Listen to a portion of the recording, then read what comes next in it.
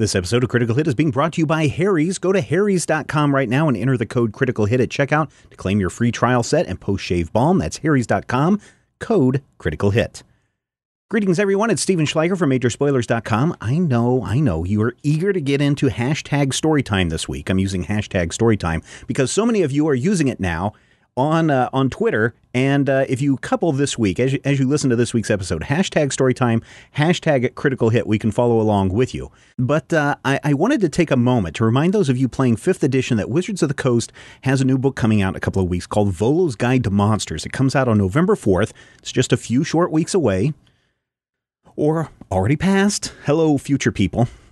Anyway, Volo's Guide to Monsters takes a deeper look at some of Dungeons & Dragons' most iconic characters, including the Beholders, the Mind Flayers, the Yuan-Ti, which, interestingly is what I thought Matthew's character was for a long time until, vampire. So Yuan-Ti and a whole lot more can be found in this book, and those who dare read up on these foul creatures will discover fascinating details about their origins, dispositions, and behaviors, and their lairs. Now, that's what Wizards of the Coast has for the book, and it sounds pretty cool, and it might be what a dungeon master who's crafting fantastic realms might want to add to their collection to help enrich the environment that these creatures live in. I know. Who reads books anymore, right? Do you? Good. But if you don't, I've talked before about Roll20.net and its collaboration with Wizards of the Coast to bring 5th edition modules into the virtual environment. We talked about Storm King's Thunder was the most recent campaign to do that, and the two companies are doing again with Volo's Guide to Monsters.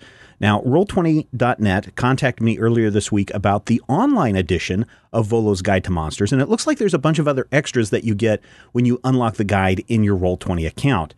From their press release, it says you'll unleash brand new entries with the current Dungeons & Dragons 5th edition compendium, unlockable upon purchase. The compendium is available both on the Roll20 site and in-game. There's over 130 statted tokens featuring original artwork from Dungeons & Dragons. Players can delve into the belly of the beast with all 7 monster lair battle maps from the book. It includes a setup, how to do it in the module. The module is an advanced feature enabled with dynamic lighting on all 7 maps. Now, that sounds pretty cool, too, for those of you that are using this. But I think this is the most interesting thing of all. You may not want to use a pre-built module. Maybe you have something already in mind and you want to throw in a couple of Yuan-Ti to throw off the rest of your players before revealing that it's really a chupacabra. Users can access the Compendium tab on the Roll20 tabletop to find entries on the monsters and drag and drop them into their pre-existing adventures. This is exactly what I was talking about a few weeks ago with Storm King's Thunder, that I want to be able to do that with these things. And with Volo's Guide to Monsters, you can do it. I'm going to be looking into the expansion over the next couple of weeks. Many of you reached out to me a couple of weeks ago when I asked who was using Storm King's Thunder on Roll20. It was a listener suggestion that even got us into the Roll20 system to begin with. I know a number of you had reached out about that years ago, so thank you for that. But what I'm really interested in finding out is not whether you're going to use Volo's Guide to Monsters or anything like that. What I'm interested in finding out is how many of you actually use Roll20 for your virtual tabletop gameplay. So here's what I've done. Over at Majorspoilers.com, I've created a poll for this week's episode that I would love for you to answer. Now, it's not a requirement, but I would love to find out this from our listeners. Do you use Roll20? Yes or no? It's a very simple poll. I'd love to read your comments in the comment section. And you know what? Even if you're not using Roll20, if you're using some other system, we'd all love to read about it as well. So think of this as a chance to plug your favorite virtual tabletop system. And that's it. I just wanted to share the news with you about Volo's Guide to Monsters ahead of this week's hashtag Storytime episode. Our sponsor this week is Harry's. Now listen, I've been talking about this for years. I love shaving my face with razors from Harry's, and I know you will too. It doesn't matter if you're using the 5-blade razor that includes a flex hinge for more comfortable shave, or the lubricating strip, or even the little trimmer blade so you can get into those hard-to-reach places. Your face and your wallet are going to love the results. Now, Harry's blades are just $2 per blade compared to $4 or more that you're going to pay at the drugstore. Harry's is so confident in the quality of the blades that they'll send you their popular trial set, which comes with a razor, a 5-blade cartridge, and shaving gel, absolutely free when you sign up for a shave plan. All you have to do is pay the shipping. And if you use the code Critical Hit at checkout, which I know you will, Harry's is also going to throw in a post-shave balm with your order for free. I love the post-shave balm. Makes your face feel so good. So here's what you need to do, ladies and gentlemen. Go to harrys.com right now. Enter the code CRITICALHIT at checkout to claim your free trial set and post-shave balm. That's harrys.com and use the code CRITICALHIT. Thank you, Harry's, for sponsoring this week's episode. And now, here's Critical Hit.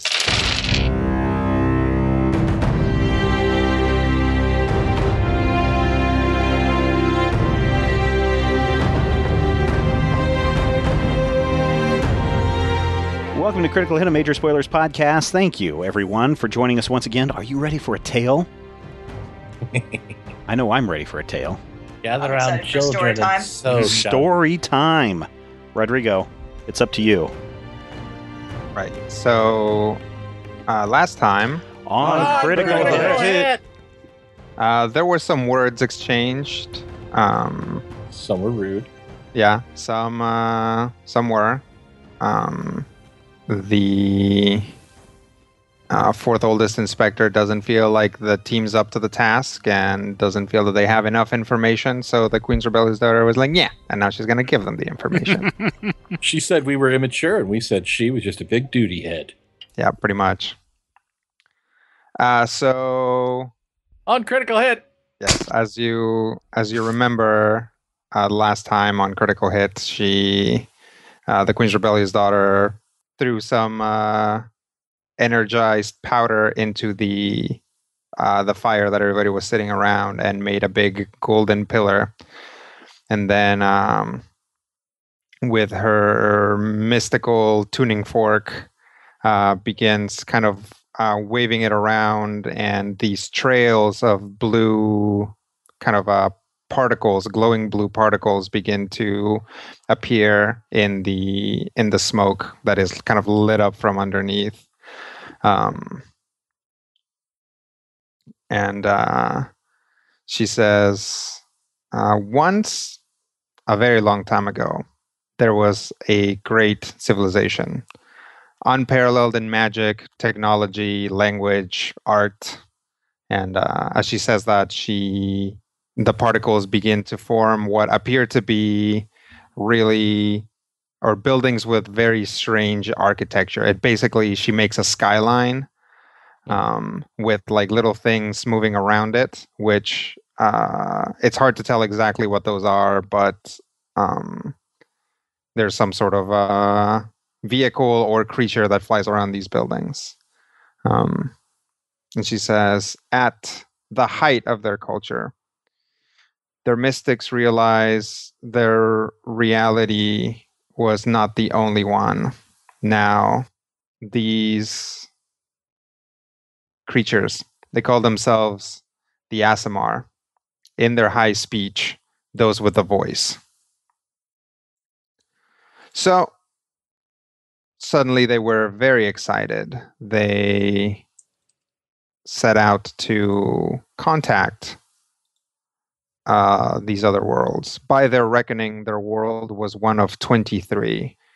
And she flicks her tuning fork, and these glowing dots arrange themselves. And it's basically one on top, then this kind of zigzag of dots below it, kind of in a wider space, then another one on the bottom.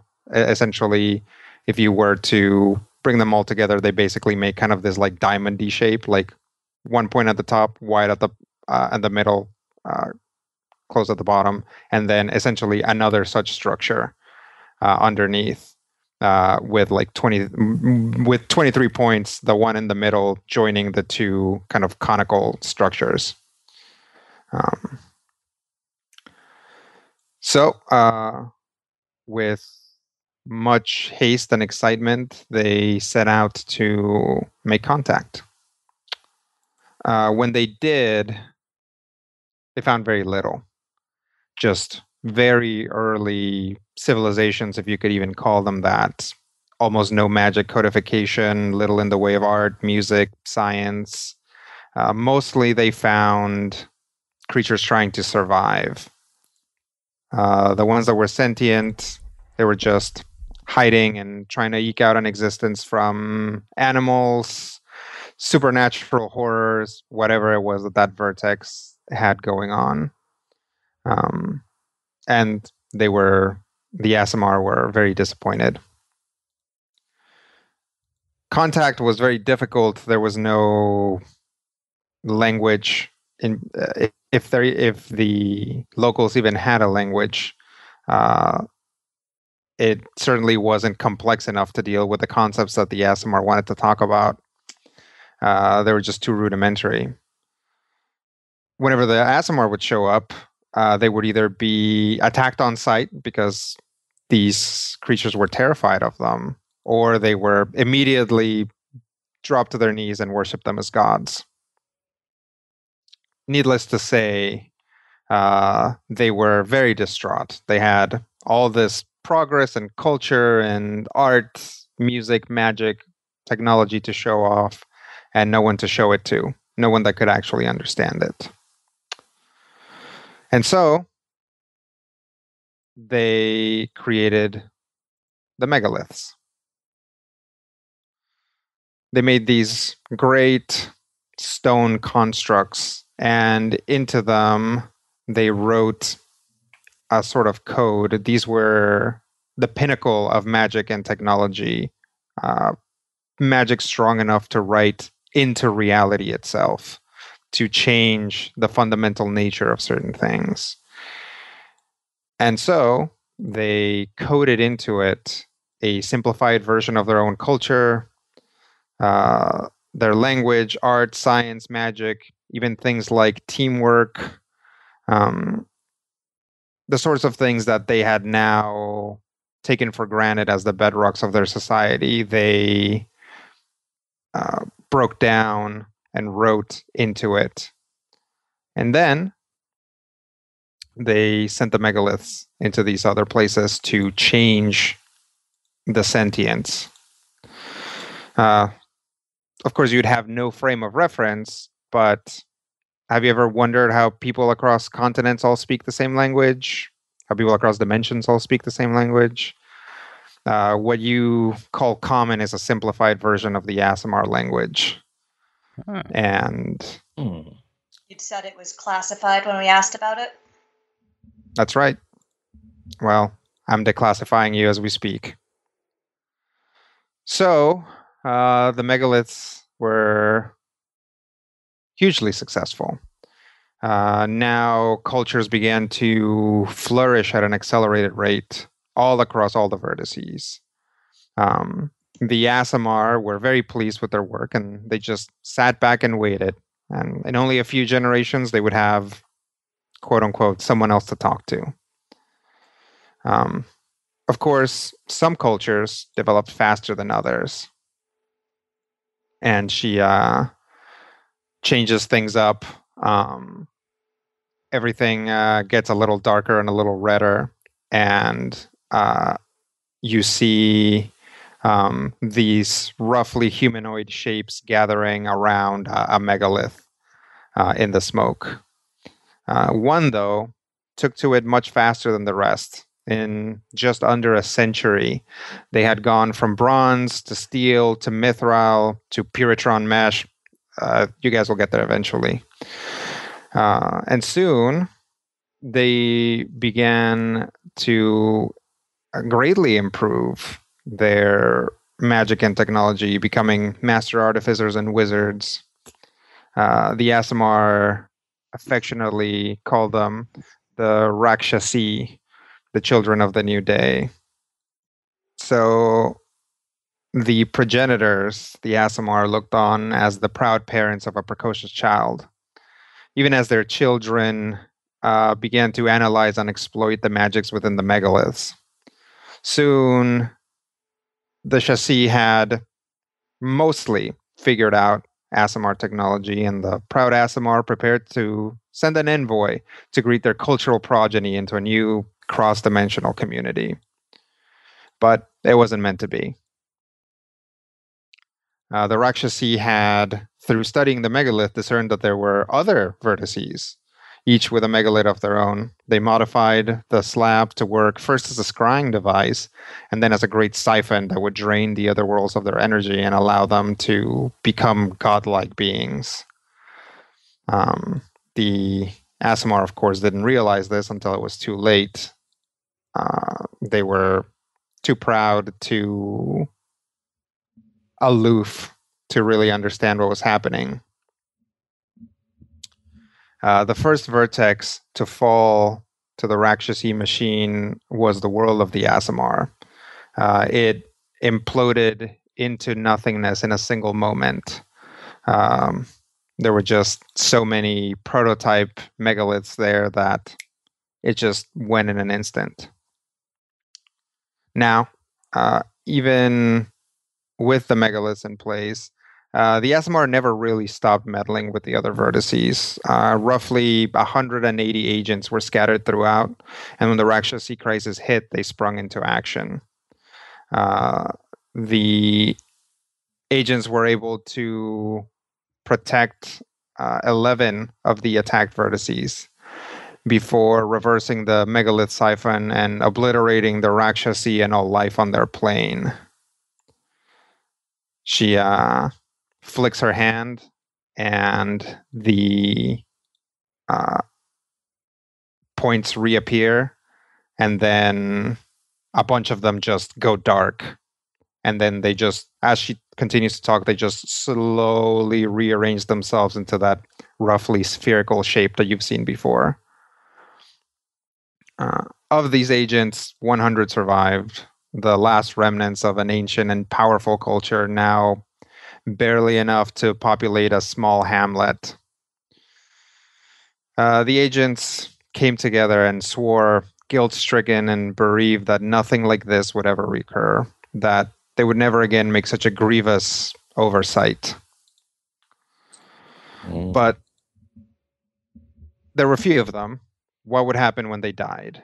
Who would continue to watch over the remaining vertices? And so they took their own personal hopes and goals, their former lives and identities, their maladies, the color of their eyes, and the eventuality of their death. And then they put them in a cage forged from their own names and cast it into the void between vertices.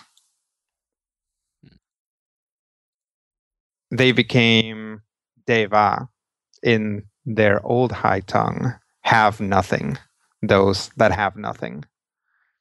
Sworn to keep the vertices from interacting as punishment for their former culture's hubris, doomed to walk through the cultures they created, hearing the echoes of their dead tongue, notes from their dead songs, the whispers of their dead magic, a legacy of ghosts that now permeates this lessened universe. And those guys are us, by the way. That's actually what I was getting at. I figured you'd figured it. Yeah, you're smart. You know that. That was clear. Okay. The inspector is sitting there, cross-armed and fuming. And the pioneer discreetly wipes a little tear. So we think that this whole thing, everything, started out with Lek finding out a source of energy in another vertex. We think that's the megalith in the corpse. We sent some agents, but they have not returned. We haven't heard from them. So that's what's at stake. It's Are not the just... Rakshasi still out there? We believe they're all dead, but they were very powerful. In their own right, a match for the Aasimar. So we don't know. We don't think they are, but we know that there's a great risk with the coil finding the megalith, especially with an organization as predisposed for magic and technology as the coil is. We're concerned that even if they can't fully figure them out, they will figure them out enough, if you know what I mean. Certainly. I mean, having done any traveling, I'm actually amazed that the coil isn't more influential on this vertex, or for that matter, just the southern continent's culture. It's just way ahead of what I saw elsewhere. Yes, it's lucky that they seem to have they don't seem to have much vision. They see something in front of them and they want it. Unfortunately, this very dangerous thing is in front of them now. Mm-hmm. So I know that this is not going to be an easy plea for you to hear, but I want you to be patient with my colleague. This happened a long time ago, but this is why we do what we do. And she's just tense about it. She kind of like looks over, and by this point, the fourth oldest inspector had just sat down, and she's just cross-armed and just like staring directly into the fire, and not making eye contact with anybody.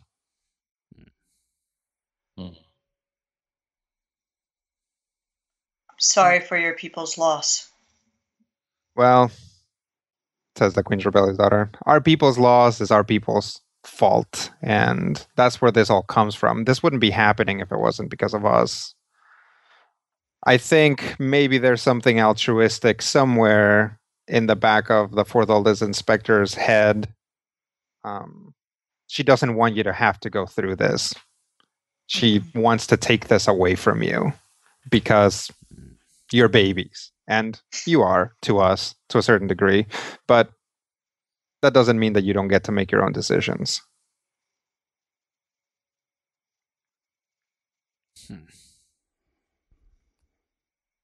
So that's our deal. Well,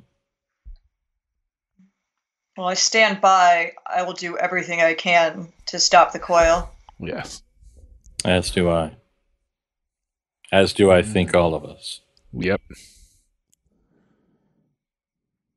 Tekiotl is just like sitting there with his beak open, like, this is like the most intense thing that has ever happened to me.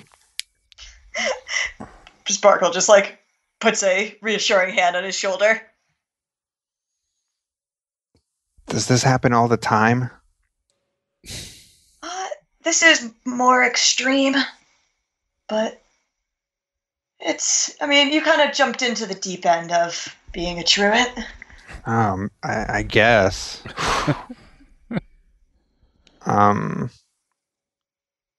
The fourth oldest inspector looks at the Queen's rebellious daughter and says, you phrase that so that they would want to get involved. And she just she shrugs again and she's like, well, then you should have told the story.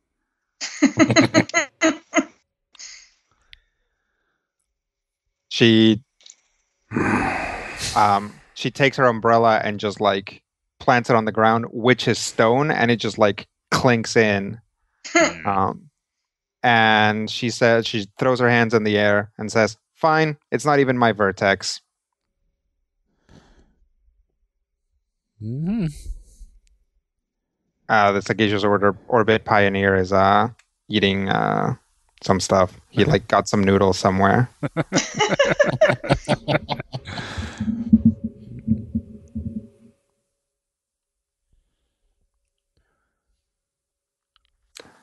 So, now that we know everything, says the Queen's rebellious daughter, what is the plan?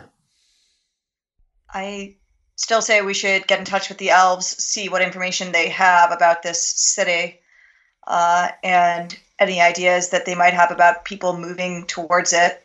We can go over these papers Tekiotl took and see if we can figure out more about what it is they're building, especially if you're willing to help. You would have a better idea of if this is something that is in fact being used to tap into this artifact, or if they're trying to build a better version of Lex device and move themselves somewhere. Yeah, once we got close enough, we would certainly be able to detect any energies that they were using. That would be easy, but interestingly, they may not be using enough power for this whole thing to actually work. So it has made it difficult for us to track exactly where this is happening. But once we get close enough, we should be able to get a handle on it. Well, also, you seem very, very skilled with mechanics. I mean, if we give you a list of parts or told you some of the things that they're doing, would you have a better idea of what it is? Oh, I'm pretty sure they're making some sort of either gateway machine or a very rudimentary vertex transporter. That has to be what they're doing. Mm-hmm. And you think they're trying to go to the corpse? Almost certainly, which, as you may recall, is a very dangerous proposition since the corpse is not directly adjacent to the bloom. Mm-hmm. Tell me more about your death weapon. So the Asimar didn't start out as entirely enlightened creatures. So there was a period of war. Honestly, though, the big development with the melter did come from art. There were just a lot of mountain ranges that got moved and put somewhere else with it. So it's one of the things that we did manage to recover. And it is dangerous. Sounds like. It's not going to have to come to that. Honestly, assuming everyone on this side is in, and she looks at the fourth oldest inspector, who waves her away in a yeah, I'm in kind of way.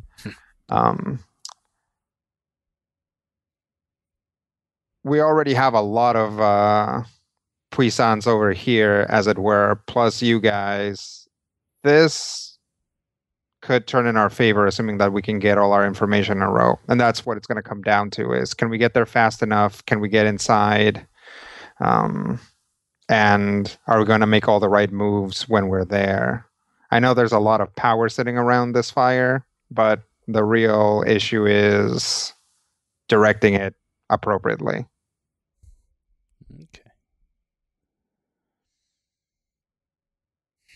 The only reason I ask about the melter is if the coil have moved up to a secret location and it's only the coil there, as a last resort, that would be a way to take it out. I mean, it's not destroying the city. It's someplace up in the mountains. So right. I wouldn't totally rule that out. Depending. Well, that's quite we're not sure if it's more like a laser or a giant bomb. It might not have the precision to take out the mountain base without also taking out half of New Malakal. Yeah. If I know anything about mountain rages, is definitely if you change them, then things change. So we're talking about a pretty drastic thing. But we'll just keep it in our pocket. Speaking of things kept in pockets, you guys are all super knowledgeable world traveling people. She'll pull out the thing from her bag of holding. Do you have any idea what this is? The Queen's Rebellious daughter grabs it, starts walking away with it. Grab her. Okay. Sakar grabs her. Okay. Oh, that was weird. Yeah. Yeah. We each have one. Yeah, we found them in craters. In the mountains. Nope, I don't know what this is. Any of you seen this before? And the other two look at it and they shake their heads. Nope, this is new. Huh. Exciting. Terrifying. My bag.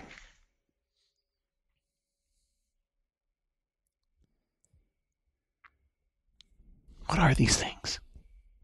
I really don't know. Continued mystery.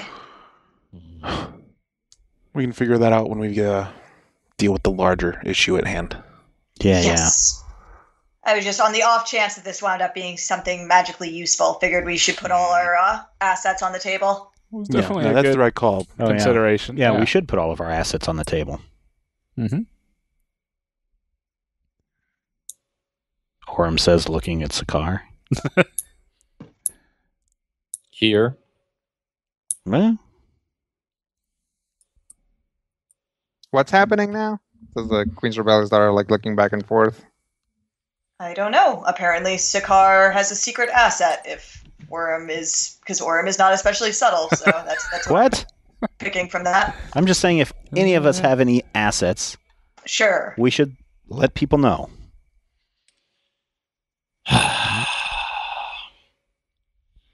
Or not. Subtlety. No, you're right.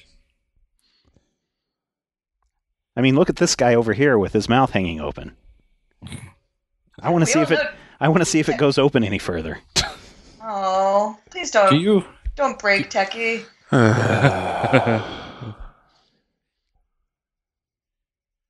Oh, Master Rivendorn, you will be the death of us. Yeah, maybe. Fine. I think the coil's more likely to be the death of us, but Oh, no, they're merely an obnoxious irritant.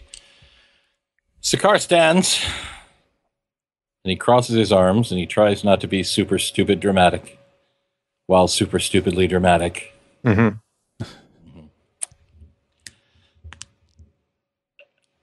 Master Rivendorn is referring to the fact that during our excursion in the sewers, he discovered the truth of my nature, and that is that I am half vampire. Oh, that's what it is. I just kept looking at this guy, and I was like, what is it? Oh, is that how you see in the dark so well? Because I noticed earlier that you see in the dark pretty well, and when I was running with Rusty Scabbard, he was always complaining about that whenever we tried to do scouting missions. Yes. Humans are bad at seeing in the dark, says They're terrible about it. Yes. Mm-hmm.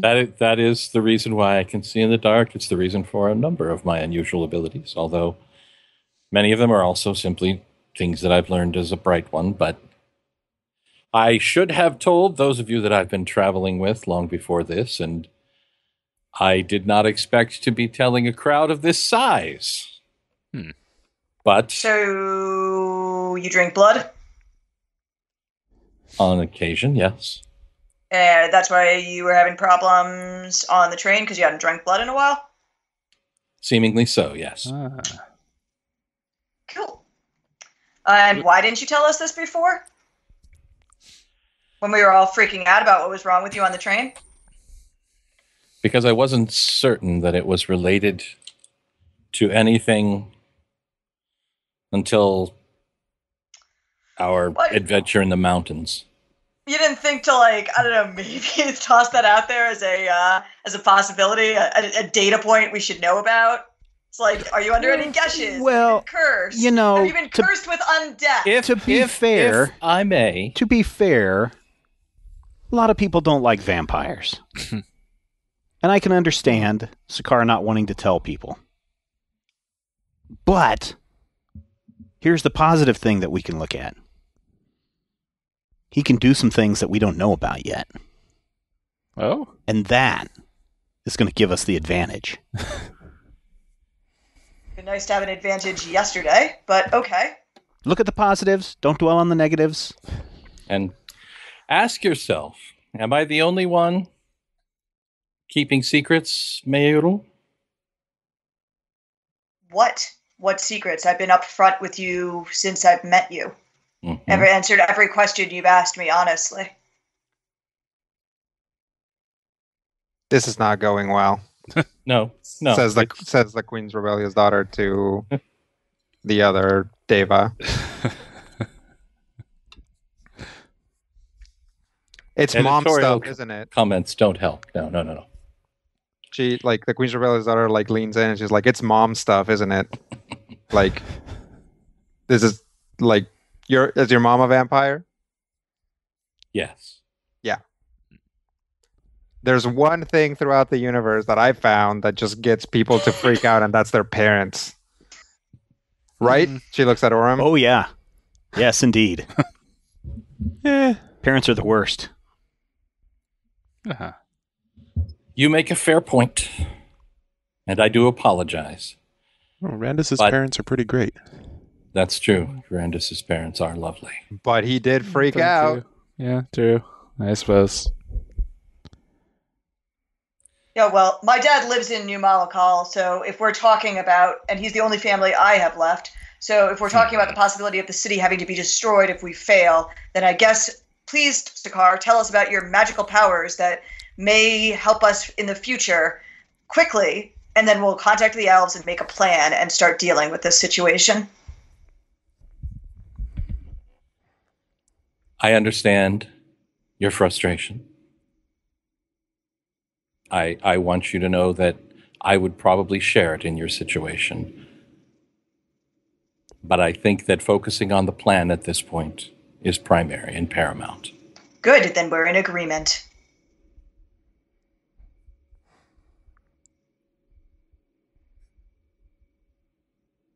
Thank Now, you, what can Sakaar, you for do? sharing your self with us. Yeah, thanks. It is appreciated. I think we should all give him a round of applause. There's no need for that. Really? Takes a lot to do that. Yeah. In any case, the plan? We're going to contact the elves. Mm-hmm. Agreed. We're going to tell them that the coil are moving through the mountains to a secret location. And if the elves know of anything or can help us get to that location or cut them off at the pass, so to speak, then we need their help immediately.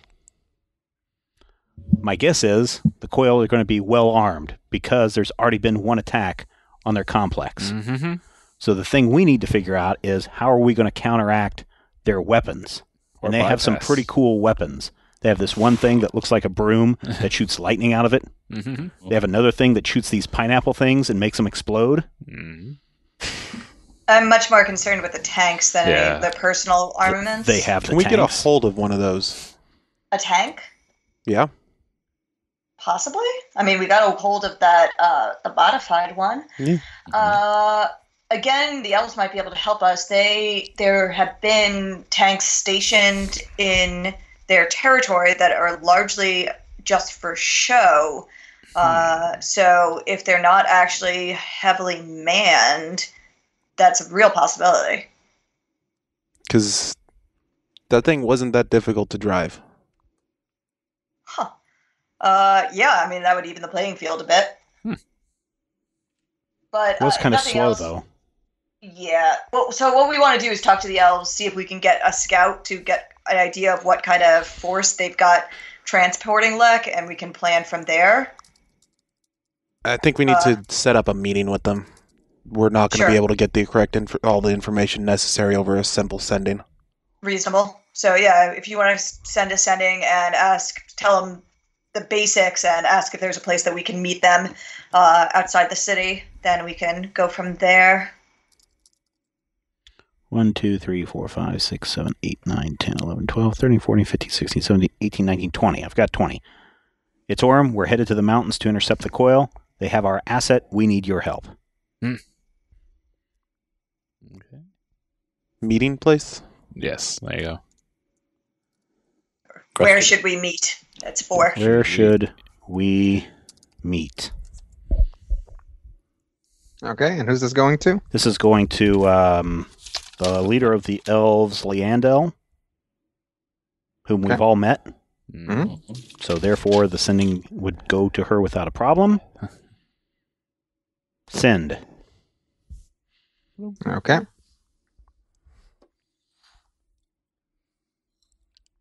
You get something back. Meet us at Bloodletter's Pass. I got a message back. We are to meet them at Bloodletter's Pass, which, Look at got to tell you, after Monster Town, Bloodletter's Pass, Murderville, I mean, Bloodletter's Pass. Mhm. Sounds par for the course. Do you know where Bloodletter's Pass is? I am asking the crowd of People who should know the region. The bird, the other bird, the bull. Yes, The rat. and the rat. Yes. Bird, the bull, the gold watch, and the girl. Something like that. I don't seem to have a map of of anything involving Bloodletter's past, but Rodrigo, can I figure out what that is?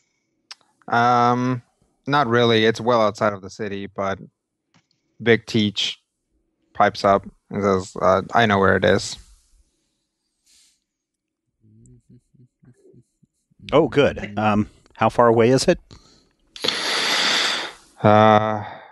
If we wait till morning and make the trek in daylight, it should be a little under a day's walk. You okay playing guide? Certainly. All right. Will the three of you be joining us on the rest of this mission? Oh, yeah.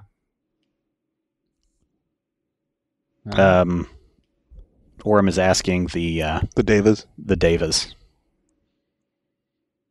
Yeah, Queen's Rebellious Daughter is like, oh, yeah. Okay. I'm in. All right. Mm-hmm. And these guys are in, too. All right. Can you get us there faster? Um... I'm not sure how your teleportation works. I know how Face Step works, but I don't know if you have that ability to. It's not like that. Okay. No, not really. We would have to, if we wanted to drop in someplace, we'd have to go back to Oversight and then figure out all the calculations and then come back. Ah, okay. So it would probably be faster, especially if it's just a day's walk for us to just walk. Okay.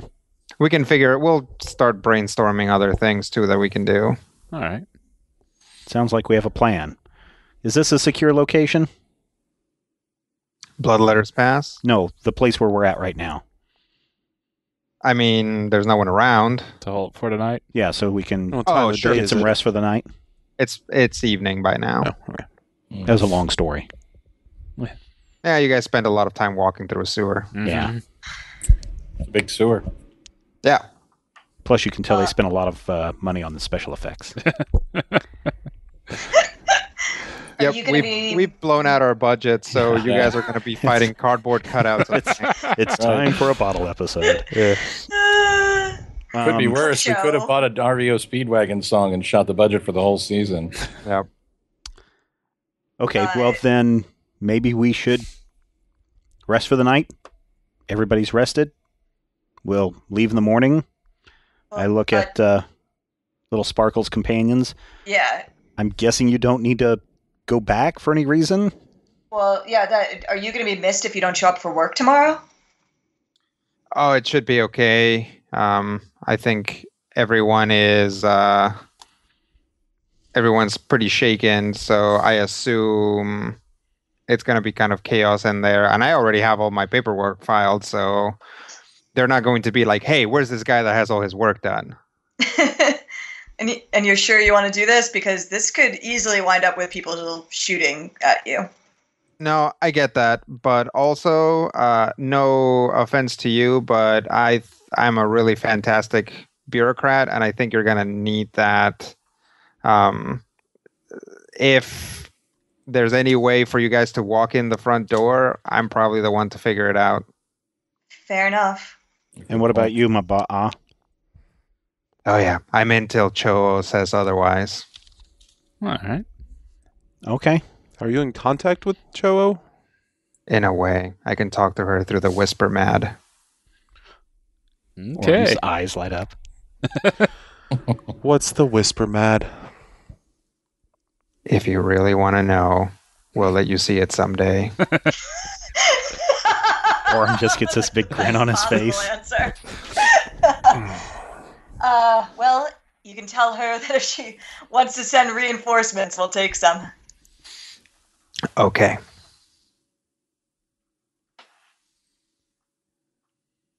I'll take first watch. The Queen's Rebellious Daughter, points with her thumb, past the camp. Like, we're gonna go for a walk. We gotta, talk team a little bit. Smooth things out. Okay. Okay. But we'll scout while we're out too. We'll keep an eye out. Okay. I kind of hey, little Sparkle. Hey, can I tell you something real quick? Sure. So we step away from the group. Mm-hmm. I understand that Cho'o and the group are, their own team of people. Mm-hmm. And it seems like your different guilds are all competing for things. Mm-hmm. Have we maybe said too much? Do we have to worry about Cho'o interfering? She's not affiliated with the guild, and she has every reason to hate the guilds. That's part of why her and her people are the way they are. But we don't have to worry about someone turning sides at the last minute? No. Oh, no. I don't think so. I trust Techie, and I've been working with Teach since long before I met you guys, and the sewer can have no reason to switch sides, especially if they all know the stakes being that they might, this place might just get blown up if the coil actually succeed. So. But you don't think any of them would turn against us for their own gain or for their group's gain? No. Okay. No, I don't think so. Okay. I think that they all, Tekiadol and Teacher friends, and Cho'o, I think, knows that she can trust me, and that I don't know what she could possibly gain. That the coil would not be her friend, and I am. So. Okay, I trust you. I mean, I could be wrong. It's been a long time. I haven't seen Cho'o in more than a year, but it doesn't make any sense to me that she would do something like that. Right. I'm just saying that you would know everyone here a lot better than we would. No, that's fair. Okay. Yeah. It's possible. I can't guarantee it, but I am not going to try to kick anyone out at this point. Okay, great. Well, little Sparkle, thank you. I was very concerned that, as we're walking back to the camp, I was very concerned that the time spent in the sewers would really have set in on my clothing. Yeah. So thank you for your help. No problem. I mean, you're just lucky you didn't get filth fever, because that is nasty. Filth fever? Okay. Ooh, thank goodness I didn't catch that. Yeah. That sounds terrible. Yeah, little Sparkle had it for a while. Yeah. That was the worst. That was terrible. I thought for sure Teach was just going to kill you when you showed up with soup. Oh, yeah. Well, I didn't. That's kind of when I started figuring that something was going on. Well, yeah, because I came to the door, Teach was asleep on the couch, and I thought that you were my dad waking me up for school. I'm covered in were-rat bites. Whoa, really? Oh, yeah. That was when we first met Cho'o. Oh. Okay.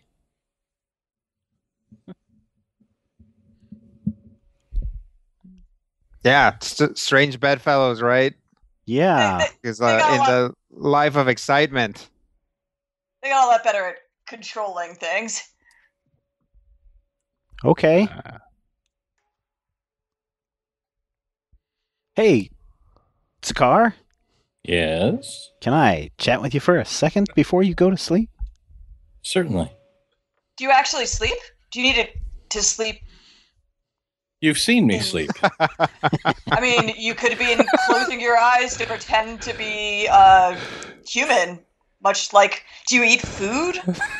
You've seen him eat food. Yeah, I know, but maybe he, vomits it out later. In all the ways that matter, I'm no different than any of you, save for lack of a bill. But yes, I sleep. Yes, I eat. He just sometimes also eats people. Yeah, I don't eat people. Oh, really? Do you need to drink blood or something before we head out? No, not at this time, but thank you. And do you want to give us a rundown of the things you've been hiding from us that might be proving useful? I'm not exactly sure what you might mean. All right. Can you, I don't know, hypnotize people? Can you turn into mist? I honestly don't actually know that much about vampires. Actually, you've seen him turn into mist. Oh. Yeah, a lot of I assume that for your characters, a lot of stuff is clicking. Yes. I always thought that was some kind of magic warden thing ability. But yeah, no, that's so yeah. How often? I mean, I guess. Yeah, with the whole invisibility thing and moving through walls, that all tracks. Can you bite people when we're fighting them and make them weak? I can, yes. Why don't you do that? Because he didn't want to tip his hat about being a vampire. Well, thank you. Hazar. Also, I'm sure random people don't taste great. Well, no. Sure of that? Wait. I have no opinion on that matter. Yeah. Oh, and this is one of many reasons why we do not speak of it. Random people do not taste well. Some not important. That is not important. But very interesting. So this is why you should have told us when we were crossing the ocean. I agree. I should have told you, and I came close, and it's one of the few things that I find myself lacking in courage for. I wasn't sure how Warden Duthane would respond. Well, have you looked at him lately? Have you heard his adventures? I heard his adventures. I didn't truly realize until I met you and Master Rivendor exactly the... Nonetheless, it was a mistake. It was a miscalculation. I should have told you long before this.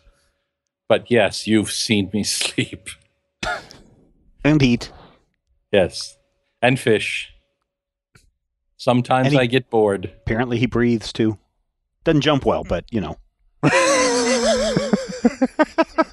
He's just like you and me. Could all of those times that you tried to jump up on things, could you have just turned into a bat and fly over there, but you were just hiding from us? Because that would be really embarrassing. No. What about... I do not turn into a bat. Well, you turn into a snake. But that's probably your warden-y stuff. Well, serpents and I have a certain understanding. And that you both have hypnotic eyes? And fangs? Yeah, I knew it was a mistake to tell you. I have to say I do feel better. Good. We could have gotten this out of the way a long time ago. Understandable. 6 months, stuck on a boat, with nobody but the four of us. Ask yourself, how much better would it have been had you known you were stuck on that boat with a vampire? Well, Orm doesn't sleep. I don't sleep, so... There's 3 sets of eyes watching here. So, I don't know that Randus would be the safest bet to do anything to. So suddenly there's a young girl standing over there. She's got long brown hair, dark skin. She's wearing rags, basically. She says, "I get it. I'm guessing you didn't choose to be half vampire?" Not precisely, no. Well, I didn't choose to be a were-rat either, and I still wouldn't have told them. Huh. Thank you. How were you turned? The Sewerkin are not the only were-rats around, so I was turned out on a farm. My parents died, and Cho took me in. This was long after you had helped them. I've only heard stories about the free enterprise. But I understand it. You know, people don't react very well. Some things like elves they've got a good reputation. Some things like vampires or lycanthropes, obviously people are immediately afraid of them. It takes a lot of trust to let somebody know something like that. That's why I'm a rat most of the time. It's easier to be a rat than it is to be a were-rat, and sometimes it's a lot easier to be a rat than to be a girl. How old does she look? About 17. All right. Well, we should all go to sleep then. Does anybody... I'm looking at Techie and Teach mostly. Does anybody need to go back into town for anything? No, I'm fine. And Takero's like, well, I'm not going back into town. I don't know that I could find my way back here. Okay. You have someone with you. Oh, no, I'm fine, thanks. Okay. Do you have... Sorry, I'm new here, by the way. This is like my first mission. You're fine. Do you have weapons? I do. And he pulls out a knife. In case things get rough. Stay behind everyone else. Okay. Yeah, I'll watch your backs. Exactly. In fact, watch my back specifically. Okay. You know what? I can show you some pointers with the knife. Yeah, that's the part that stabs people. Good call. Yeah. You stab them with a pointy end. Yeah. Good, you're halfway there. Step 1. All right. So if you're looking at Sakar's back, I assume that the organs are in the right place, but I guess that could be wrong. Oh, future testing. But so you're going to want to go right there. That's the kidney, and that's going to hurt the most. I see. Okay, I don't... Honestly, when it comes down to it, I don't know that I'm going to be able to aim for something I can't see. Fair enough. How do necks react when you stab them? They Not don't like well. it either. Oh, so good, right? I'll just try for that. Yeah. Cool. Sounds good. Keep it simple. And what about you? Do you have a weapon? I have a staff. Okay. Oh, and the quiet assurance that the spirits are with me. Great. Who said that? Big Teach. Okay. I assume that's what you were Yes, after. exactly. Okay. And Maba'a. Do you need anything? You've seen what I can do. Yeah, Yeah. kind of. Could you do? I mean, she can turn into a giant rat and maul someone if necessary. Okay. Unless they're a werewolf or a vampire. Right. So if the coil have any of those, you guys will have to take care of that. Wait, the sewer kid can't attack werewolves and vampires? We can attack werewolves. We just can't attack vampires. Why? Professional courtesy. Mm-hmm.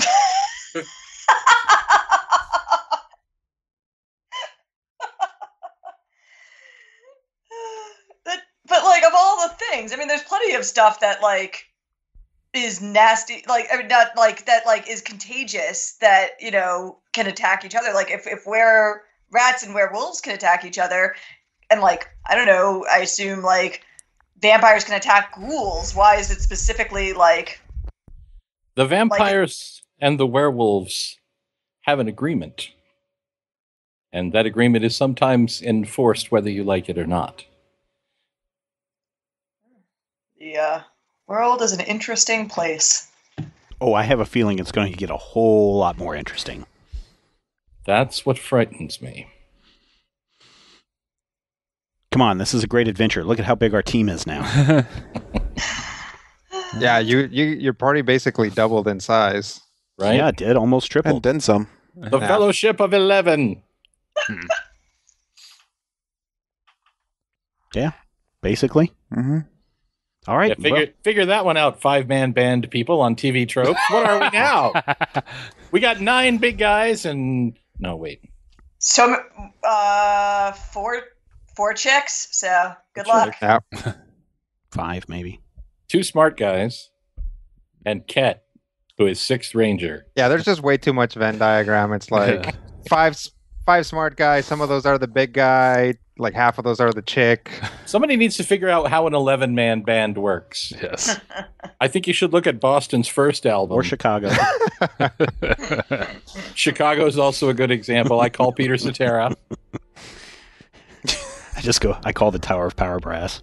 Herb Alpert and the Tijuana Brass. That's who we are. There you go. All right, everybody. That's where we better wrap it up as everyone goes to sleep for the night as the big adventure awaits in the morning, or for most of you next week on Critical Hit.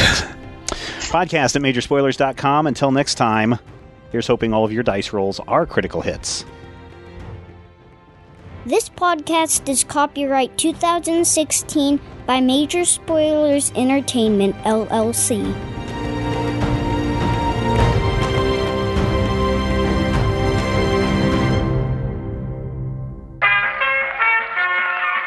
This podcast is part of the Frog Pants Studios Network. For more information about this and other shows, visit frogpants.com. Audio program so good, it's like you're there.